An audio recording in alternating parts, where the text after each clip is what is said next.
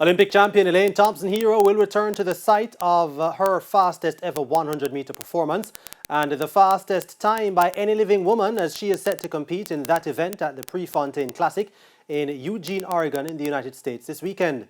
Thompson-Herah ran 10.95 and 22.55 seconds to win the 100 and 200-meter events at the J3A's SDF Jubilee Series meet on Saturday at the National Stadium. The lineup also consists of two other Jamaicans, Sharika Jackson and Brianna Williams. American Shakira Richardson is also down to compete.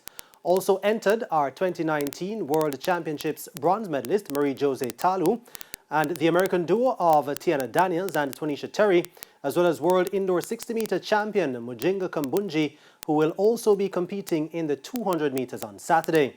Fresh from her 100-meter win in Doha on Saturday, Great Britain's Dina Asher-Smith will also contest the event. Reigning 100-meter world champion Shelly-ann Fraser-Pryce has also been confirmed for the meet, where she's expected to face Bahamian superstar Shawnee Miller-Weibo over 200 meters.